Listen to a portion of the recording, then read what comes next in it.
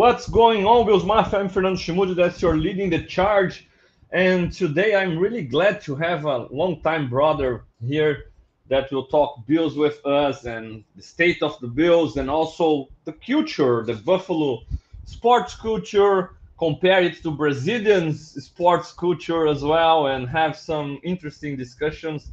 Can't wait to have this talk. So, without further ado, let me introduce you the guy that will be part of Bill's front office at some point, a cap manager or something. So, Greg Tompsett from Cover One, welcome to the show, brother. Thank you so much for joining me today.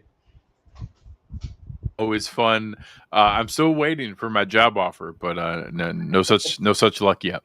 It's gonna come. It's gonna come for sure. You're doing your part for sure. It's a matter of time, brother.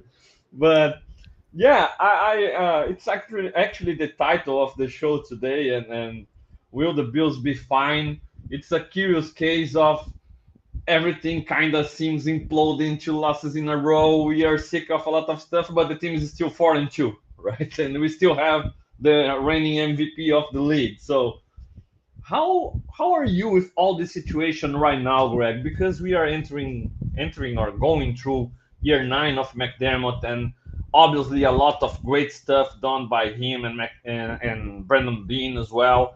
But at the same time, we kind of stuck in this place where we can't be confident enough we'll get over that hump. Yeah, it's tough because on one hand, my show co-host Aaron Quinn put together a really good thread of this moment each of the past 4 or 5 years where we've Mm-hmm. lost two in a row and everyone's been questioning the GM and the coaching and the coordinators and does Josh have a problem? Do we have a receiver problem? Do we have a defense problem? We've hit this moment each of the past 4 or 5 years and then normally turned around and rattled off 7 straight or 11 straight or whatever it might be and had some really impressive stretches. So obviously we have history that, in general, yes, we're going to be okay. Like that part's there. I guess what really got to me was, yeah, but this is the fourth or fifth straight year that this has happened. Shouldn't we have gotten better at avoiding this? Or, yeah, but we didn't have the highs of some of those seasons. I know last year Baltimore beat us much worse than either of these two losses. Like Baltimore destroyed us in that game. And then Houston was a painful loss because that was at the time thought to be like a playoff contender, that we were going to face that team in the playoffs when it comes. So those two losses felt really impactful from a playoff standpoint, from a seeding standpoint, and like, oh man, are we going to be able to get by those teams in the playoffs? So this time, the Patriots are off to a nice start. They're not ready to do that kind of thing. We're not going to play the Falcons in the playoffs, but we also beforehand we had that Jaguars game where we destroyed them and felt really good. Like, okay, well, we've at least seen the ceiling here. I don't think we've seen a ceiling game. I guess that Jets game was pretty good. But I don't know that we've seen like a game where they played really well from start to finish. So I think that's the reason there feels like there's more anxiety this time, is that we haven't seen everything come together. We'll get to some of the other things here, I'm sure, that we'll talk about that should give us reason for optimism looking forward. But I get why there's anxiety in this moment. Yeah, man, and yeah, you put it perfectly, and Aaron Quinn obviously also with reminding us about the last few seasons, but that's where the talk starts to go to a direction when we start talking about team culture. What is a good season for you as a fan? And I know it can sound a little bit, maybe we are too spoiled, or maybe we are too demanding, and when we talk, because I have a huge audience here in Brazil, obviously with the work I do in Portuguese as well, and we gonna talk about different cultures, different sports, even when talking soccer culture. For example, here we can go an entire season with 3 or 4 different coaches if the team isn't winning. They change coaches all the time, and okay, this guy worked already 3 months and his job isn't good enough. Let's change. and sometimes it works, and at the same time, I have a when you have, for yeah. your audience. Um, Part of it is, and again, spoiled or entitled is to the eye of the beholder. It's all about expectations, and Hmm. that we are now at a point where the expectations are higher. So I'll use next year's World Cup as an example. The finishes, if the U.S. and Brazil both got knocked out in the first round of the elimination stage, they both made it through group stage and get Yeah. knocked out in the first round of the elimination stage. Well, they made it equal parts, but one country would be celebrating about like, oh my god, I Yeah, can't believe we made exactly. it through the group stage. This is fantastic. Exactly. I can't believe we made it into the elimination stage. And Brazil's going to be firing their coach and asking what's wrong and how in the world did we get Yeah, knocked out in the exactly. first round of the elimination stage. It's Exactly. all about expectations. We're now at a point where regular season success isn't enough, and that like, yeah, we know we can do that already. What are you doing to get us over the hump to get to that Super Bowl and ideally to win the Super Bowl? Exactly, because like, okay, I don't doubt them about being able to turn it around to come back looking better from the bye week and have a good game against the Panthers and maybe go on a run, beat the Chiefs in regular season. We've seen it a lot, right? And okay, we know we can win the division. We know we can make it to the playoffs, win a wild card round, but how about winning three straight games against the best coaches, the best teams, not being overcoached, or outcoached, or outplayed by better rosters. And that's where, especially Bills Mafia here in Brazil, I can feel they are very, very done with all this situation. Like, okay, I know this team, maybe it implodes, but I believe they will come back stronger and go on a run, win the division still. I also think here in Brazil, especially, huge Patriots fan base, so people are already, oh, Drake May is the next Brady and the new Josh Allen, he's going to be the MVP, like, come on, Mac Jones was there at some point. So, but I know we can win the division, go to the playoffs, but I honestly, Greg, I can't be confident enough anymore that McDermott and Bean, they will surround Josh with enough talent, and I keep Josh out of this equation because I've seen Josh playing amazing football in the playoffs with the right weapons around. And recently it's been more difficult. Like last playoffs, Josh wasn't that stellar Josh in the playoffs because he probably didn't have enough weapons anymore, or the offense went in the direction trying to impose the running offense more, and the passing offense, obviously, we've seen them struggling. So is it time for, I ask you, is it time for Buffalo as a fan base to become more like a Brazil fan base in the World Cup, getting knocked out, instead of an USA fan base in the World Cup getting knocked out? Do you think it's fair? It's getting close. It's getting to that point where even like I have been a McDermott apologist as strongly as just about anybody.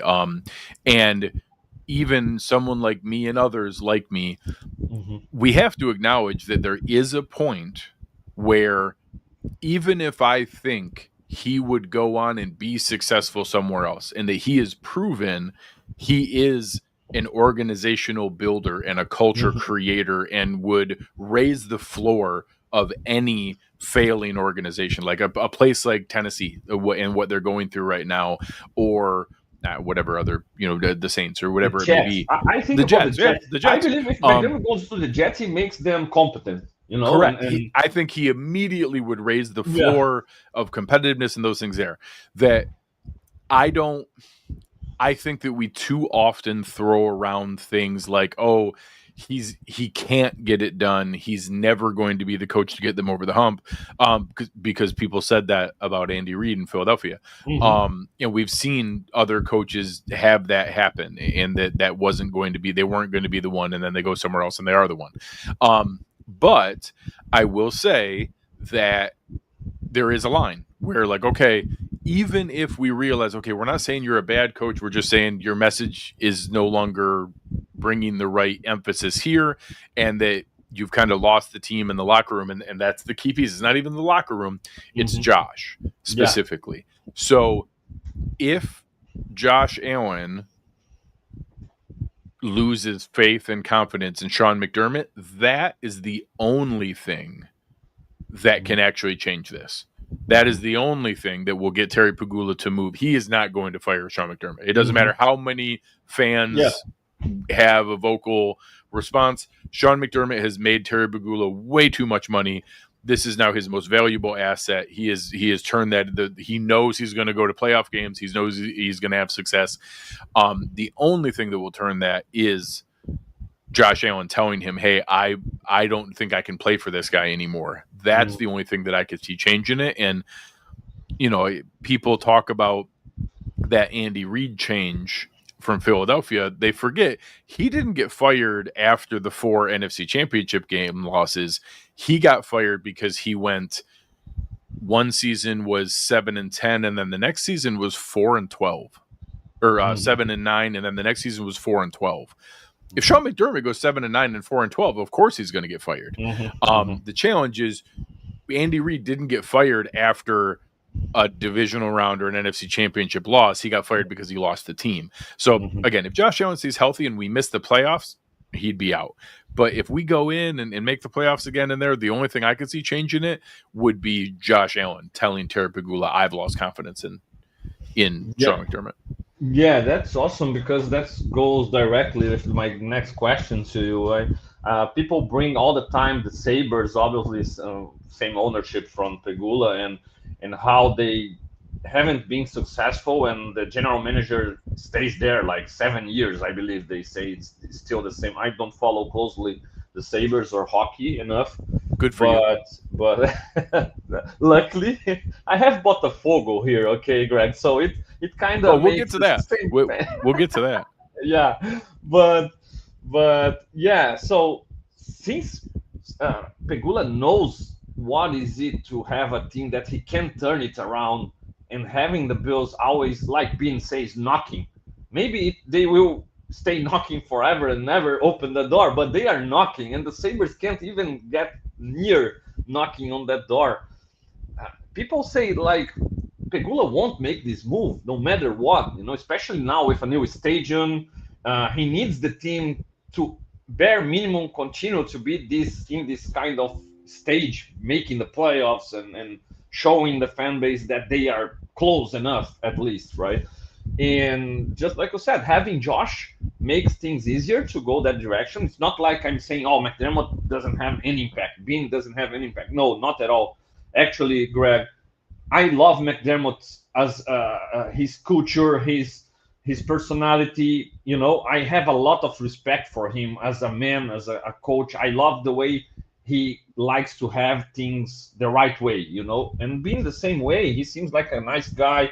I thought that rant against the guys in the radio show was a little bit too much from him, but everybody makes mistakes, and still, I like them as people. I like their job, but I don't think it's anything special to the point of some fans point out like, "Oh, remember the drought? Remember before McDermott?" Like, man, we didn't have a Josh Allen before McDermott before the drought.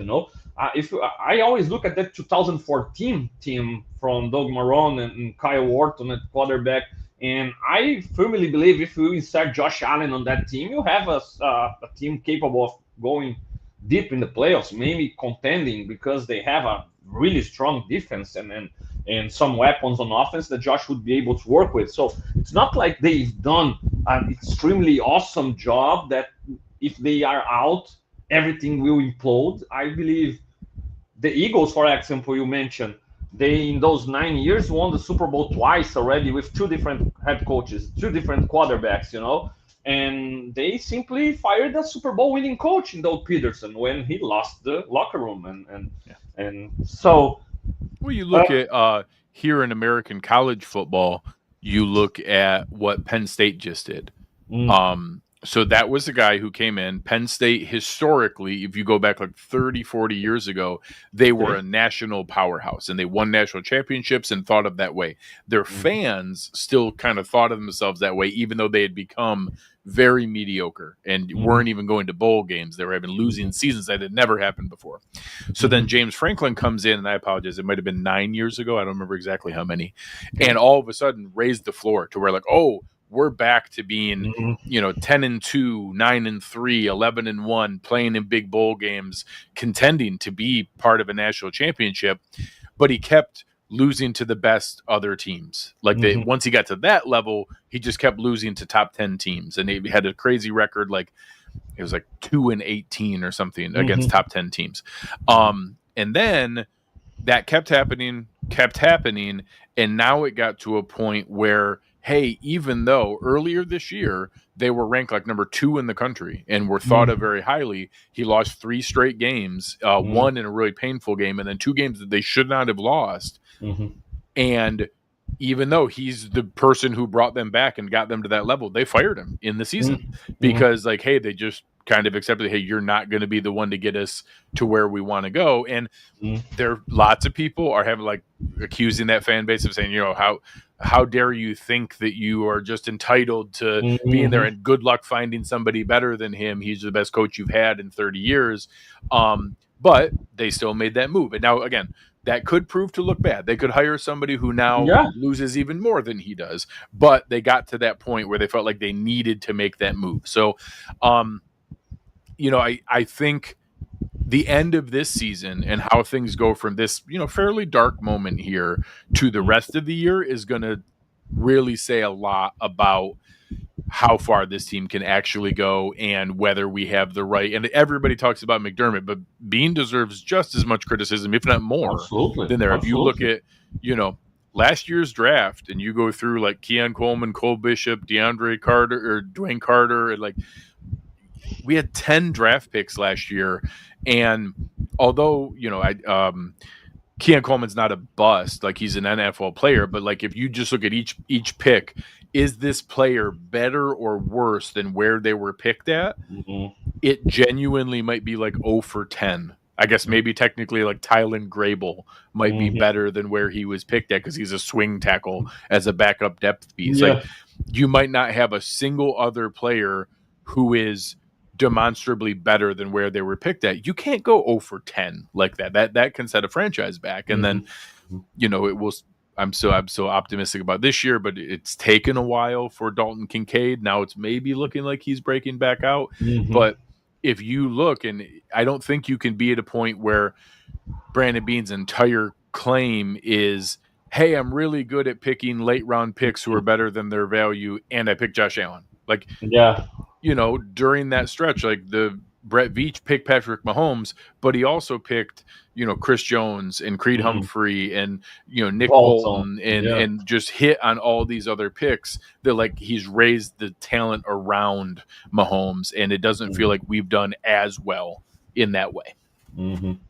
Yeah, man. Yeah, especially when you look at the team building perspective, even going not just draft but free agency as well. I think they've gone in that direction of adding a lot of, and it worked early because when they added like Micah Hyde, Jordan Poyer, they weren't what they became as Bills guys, right? They were Yeah. your Joshua Palmers of the world. They Yep. were those kind of signings back in the day, but they became all pros. So they being and I think it's together with the coaching staff, and but they haven't been able to find those guys or develop those guys or turn those medium those average guys into all pros, pro bowler again, and so it has cost a lot for especially for Josh and the team hasn't been they have been good enough to be really good during regular season, to have a good, not this year, but to have a good defense in regular season with most of the teams.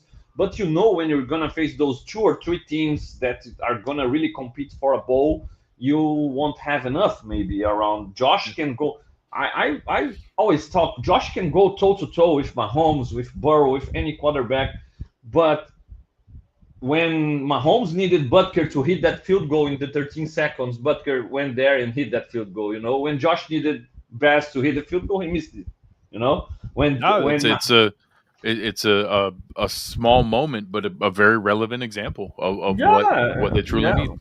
yeah. For example, Mahomes needed one extra time and to make a throw, and maybe Oliver couldn't get there against Joe Tony, and Josh needed one extra second to hit Shakir, and Chris Jones drilled Dion Dawkins over Josh. So Yeah, small moments, Diggs dropped, and so we are even talking about all pro caliber players in yeah. Dawkins, Diggs, but still we didn't have this little thing, and it goes to coaching as well because Spags, even not having the best ranked defenses in the regular season, sometimes when it went to the game is on the line, he could build something to make at least Josh think a little bit or to make things tougher, and we with the number one ranked defense, we conceded the 13 seconds. So things like that start to pile up and it's hard to swallow, right? It's really, and we start to question like, okay, and the Reid also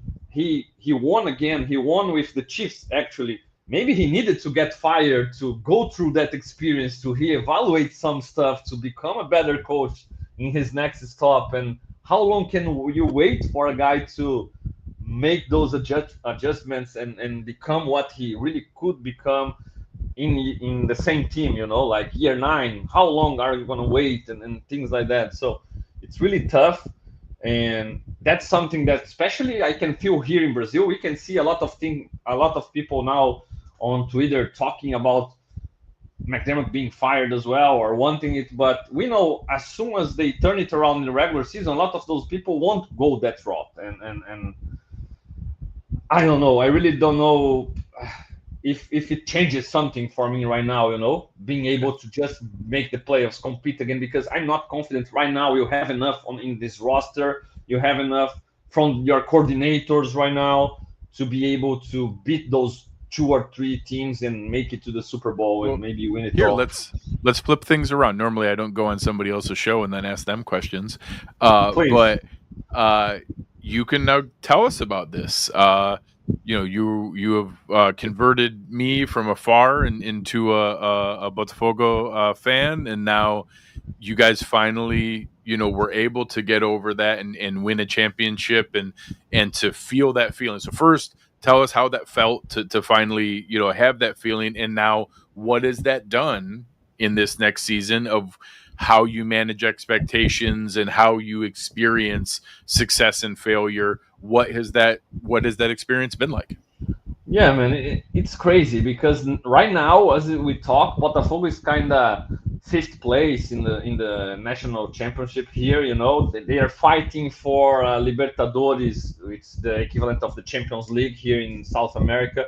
They're fighting for a Libertadores spot. It's not bad, but since we got over the hump last season, won it all, we won Libertadores, won the Brazilian championship, won everything, it's not good enough anymore. Yeah. Like, for example, the fans aren't going to the stadium. The average is down, because they are mad. They are mad. The guy who turned it around, the new owner, the American guy, John Textor, a lot of people is against him now because he sold the best players, but he also spent a lot of money and brought new players.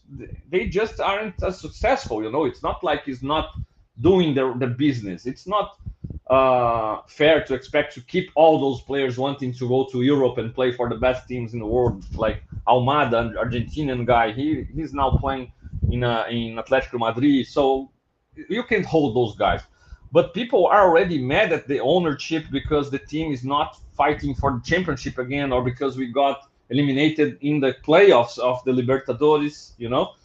And Botafogo and Bills have a lot of in common in the sense of Botafogo won titles back in the day in the 60s, 70s, and just the Bills and the AFL titles. And then again in 95 was the last Brazilian championship before this one last year. So the Bills were relevant in the 90s, making the Super Bowl.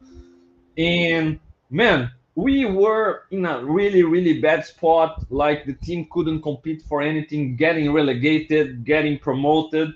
And when we turned it around last year, it changed everything for the fan base. Like we don't remember anymore about the years that we were relegated or something. Oh, now it's good because at least we are fighting for Libertadores again. We're not in danger of relegation.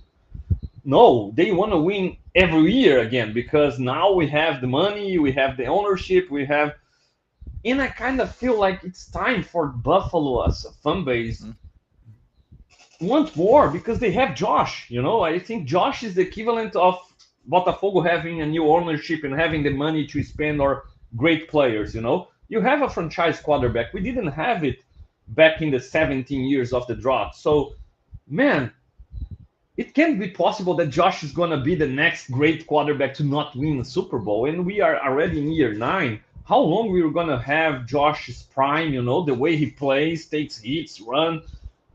It's dangerous. So that's what gets us here in Brazil, especially, really impatient with this regime right now, and just like you said, we value McDermott being a lot, man, but I don't know. I think it's time, and just like you said, we're gonna root a lot for this season so they can prove us wrong and win it all this season. But it's not looking good right now, and maybe it's not gonna happen next off season. I agree with you. I don't think Pegula is gonna fire him just before new stadium and stuff like that. But if we don't win it again or don't make it to the Super Bowl this year, I expect at least them to be on a short leash from next season on or something. Like we're gonna take the next step, and it's not happening.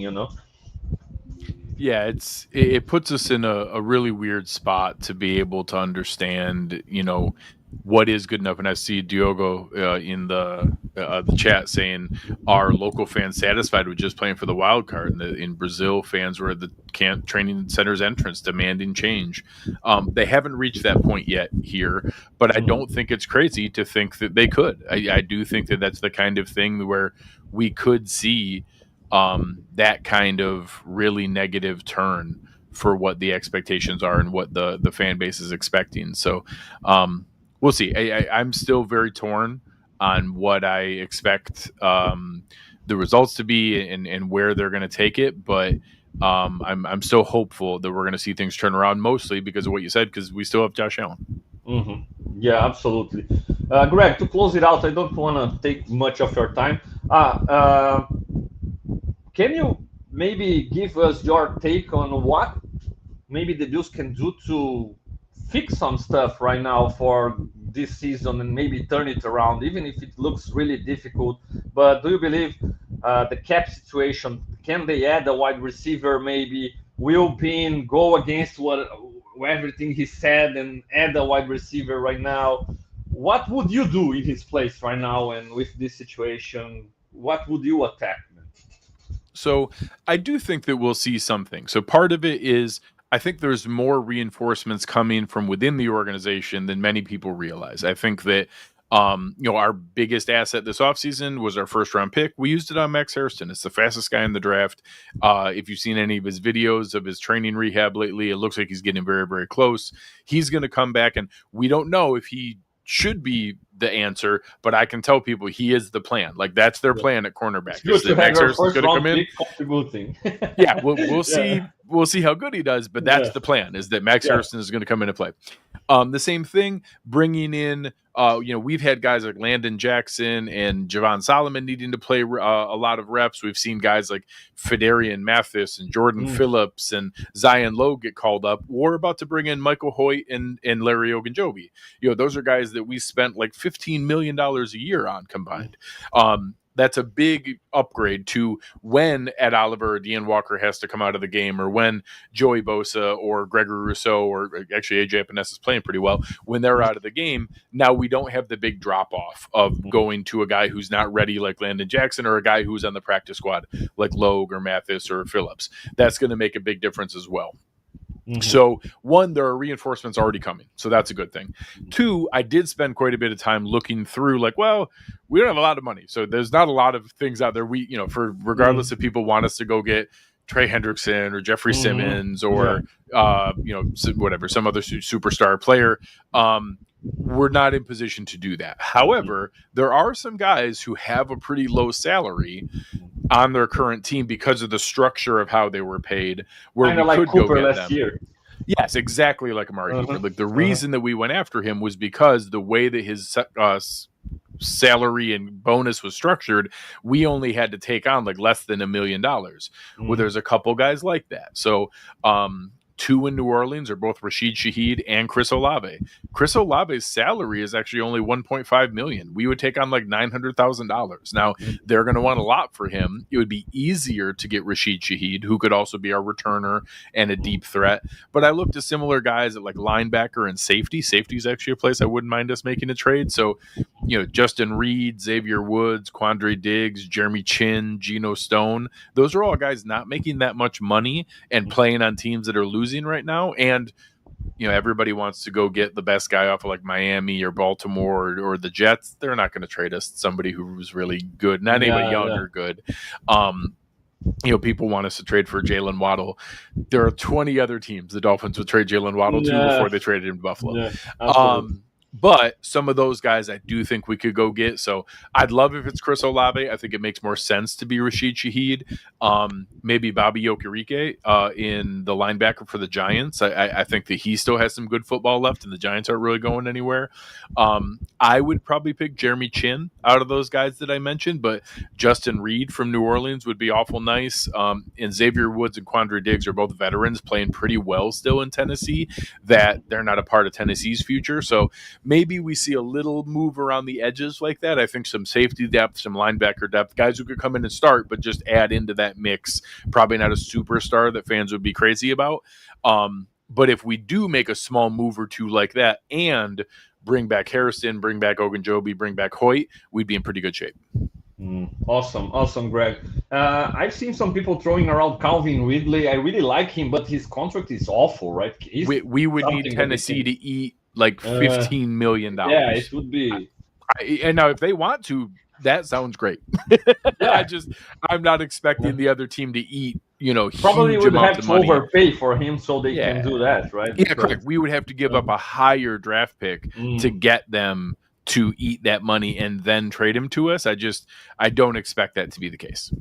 awesome, Greg. Greg, your Portuguese word of the day for this show, okay? Demitam todo o staff. It means fire all the staff, okay? Demitam. Fabricio, thank you. I'll work on that. I'll see if I can add that into my show. Awesome. Awesome, Greg. Thank you so much for taking your time, brother, for joining me today again. I know your schedule is crazy busy, a lot of stuff. You're always on Cover One and the guys as well. Shout out to them. Miss the guys, always interacting on Twitter at least. And great to have you on the show. Really, thank you so much. And the doors are always wide open here for you. Whenever you want to join me in the show, you are welcome, brother. Appreciate it very much. We'll talk to you guys soon. Awesome. And we were waiting you in Brazil to watch Botafogo at some time, right? Yeah. It's Hey, gonna I'm still happen. working. I'm still learning. All right. We'll talk to you guys soon. Thank you, Greg. Thank you so much, brother. So, guys, that's it for the Leading the Charge today. Great talk with Greg Tompsett. Hit that like button, subscribe to Rumblings Network, subscribe to my own Fernando Schmude channel as well. Always creating content here from Bills Mafia to Bills Mafia. Also, creating content in Portuguese for Brazilian Bills Mafia. And to close it out, I just want to put out this message again here for my entire, especially the Buffalo audience, because recently Bill Took, a follower from X, shout out to Bill. He put out a nice reply and a nice thread when I tweeted something about that's the reason why people. It can sound harsh. That's actually what I said, but it can sound harsh. But that's why there are people who call Buffalo a city of losers.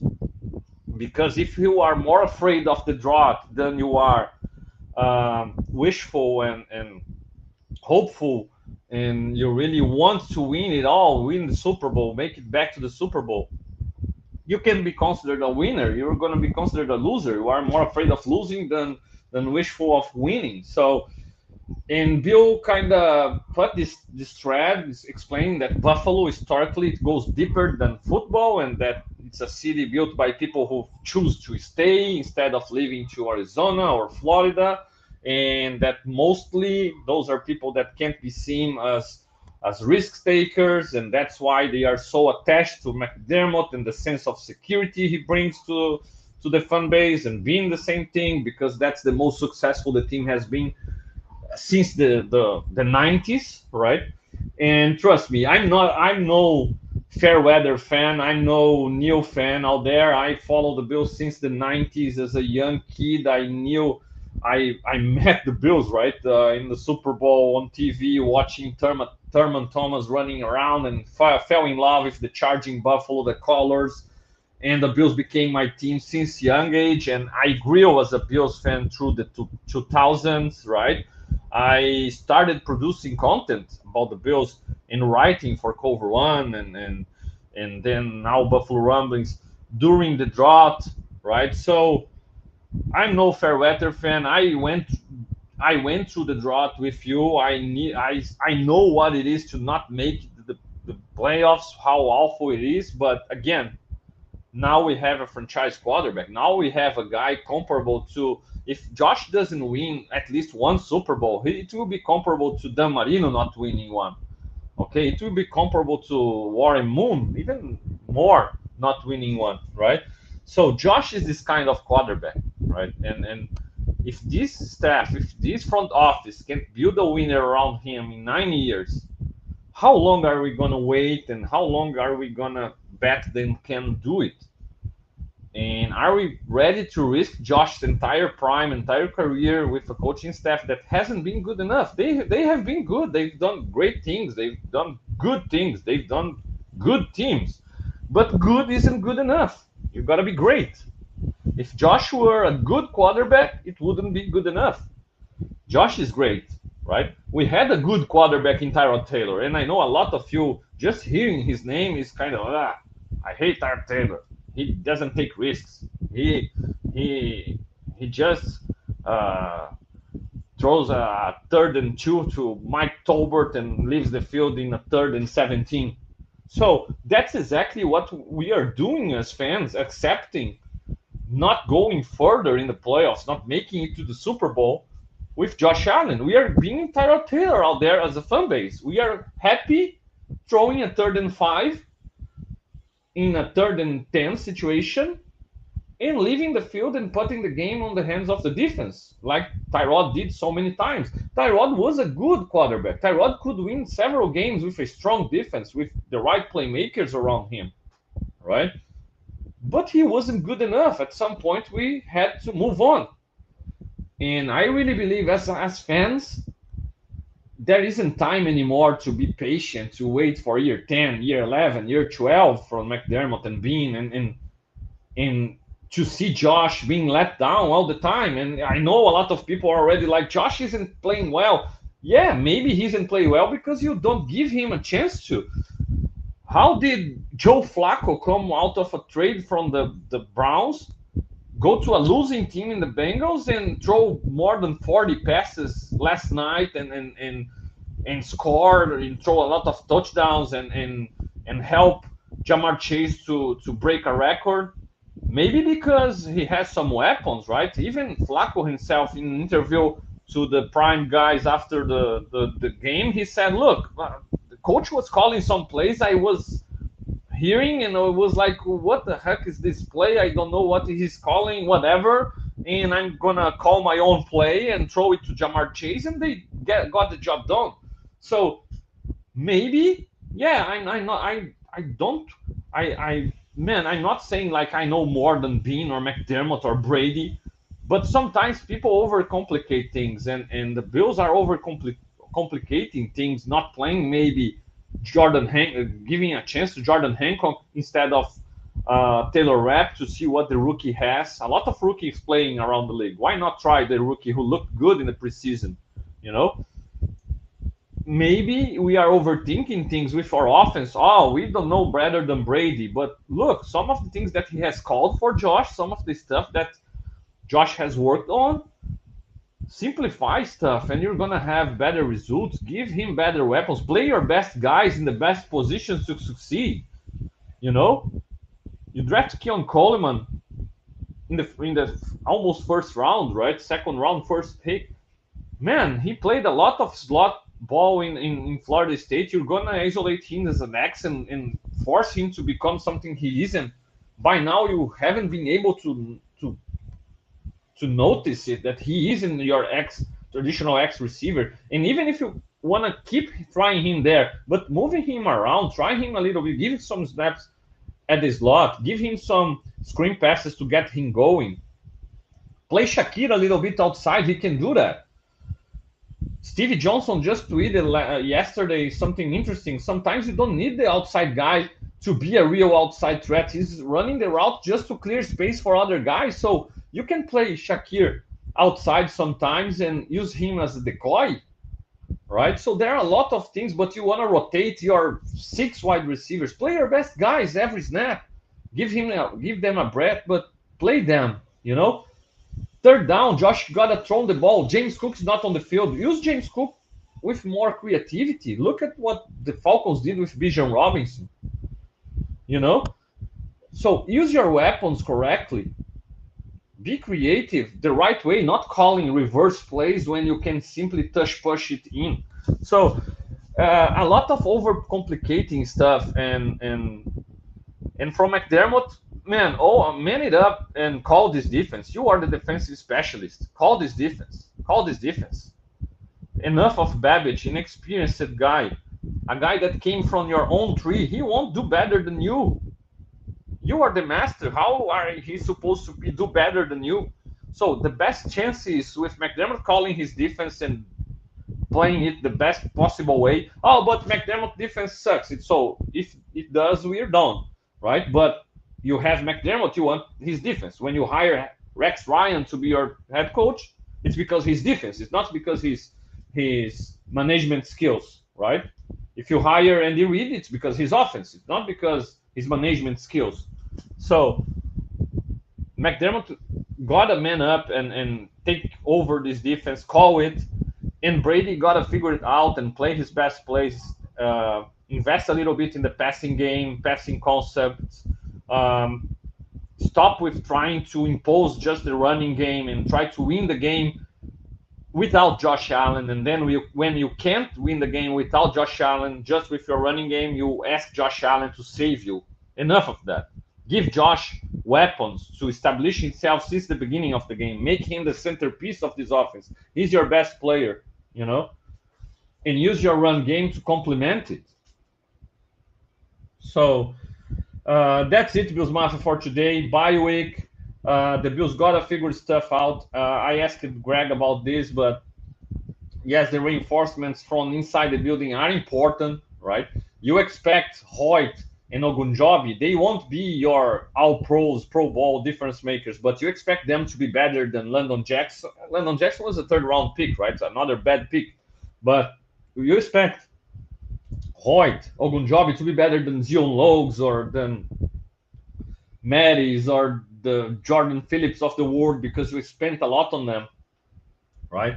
So those guys gotta have an impact in the rotation. You expect your first round pick to impact the game positively, so you need Hairston playing well. And on the offensive side of the ball, I hope Brandon Beane can really manage his ego and can make a trade for a wide receiver. And just like Greg said, Waddle ain't happening. The Dolphins don't need to trade Waddle to the Bills, right? Same thing with Garrett Wilson and the Jets.